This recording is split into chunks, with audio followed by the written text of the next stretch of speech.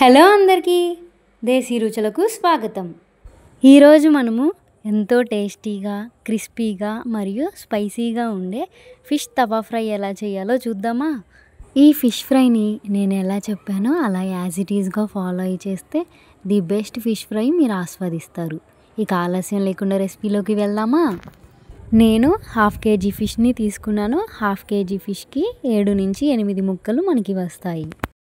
వీటిని మనము పసుపు మరియు రాళ్ళ ఉప్పుతో నీచు వాసన పోయేదాకా క్లీన్ చేసుకోవాలి.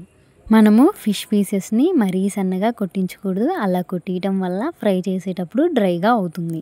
అలా అని మరీ లావుగా కూడా ముక్కలు కొట్టించకూడదు. అలా కొట్టియటం వల్ల ఫ్రై చేసేటప్పుడు ముక్క అనేది సరిగ్గా కుక్ అవ్వదు. కాబట్టి మనం ఫిషెస్ని తీసుకునేటప్పుడే ఫిష్ ఫ్రైకి కావాలంటే వాళ్ళు మీడియం సైజులో ముక్కలు కట్ చేసి మనకి ఇచ్చేస్తారు. ఇప్పుడు ఫిష్ ఫ్రైకి మనం మసాలాని ప్రిపేర్ చేసుకుందామా?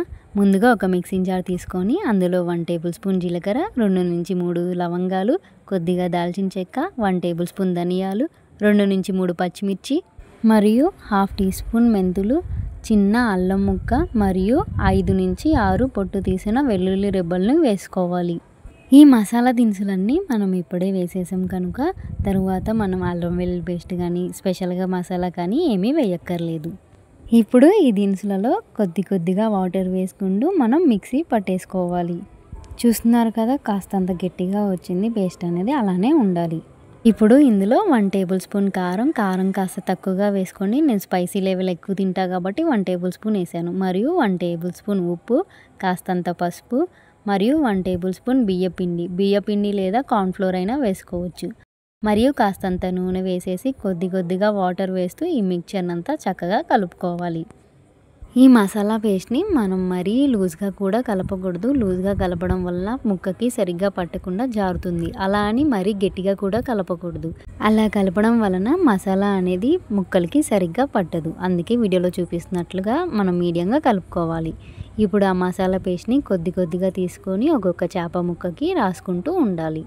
ఈ మసాలాలన్నిటినీ చేప ముక్కకి మంచిగా పట్టేటట్లుగా మనం కాస్తంత మసాజ్ చేసుకుంటూ ఒక్కొక్క పీసెస్కి మనం మసాలాని అంటించాలి. ఫైనల్గా ఫిష్ పీసెస్ మీద కాస్తంత నిమ్మరసాన్ని మనం పిండుకోవాలి. మీరు కావాలంటే డ్రై ఇంగ్రీడియంట్స్ వేసేటప్పుడే మనం కాస్తంత నిమ్మరసాన్ని పిండుకోవచ్చు. అలా పిండుకున్న తర్వాత వీడియోలో చూపిస్తున్న విధంగా ముక్కల్ని కాస్తంత తట్టాలి. అప్పుడే నిమ్మరసం అనేది ముక్కలకి బాగా పడుతుంది. మసాలా అనేది ఫిష్ పీసెస్కి మరీ ఎక్కువగా కానీ మరీ పలచగా కానీ పెట్టకూడదు. వీడియోలో చూపిస్తున్నట్లు పలచని పొరలాగా పెట్టుకోవాలి. నేను ప్రిపేర్ చేసిన మసాలా పేస్ట్ అంతా ముక్కలకి బాగా సరిపోయింది. మిగిలితే మీరు కర్రీలో కూడా వేసుకోవచ్చు, ఏం ప్రాబ్లం ఉండదు. ఇప్పుడు ఇలా మసాలా దట్టించిన ఫిష్ పీసెస్ అనేది మనం 1 గంట నుంచి 2 గంటల దాకా ఫ్రిడ్జ్లో పెట్టేసుకోవాలి. మీకు ఫ్రిడ్జ్ అనేది లేకపోతే బయట అయినా పెట్టేసుకోవచ్చు.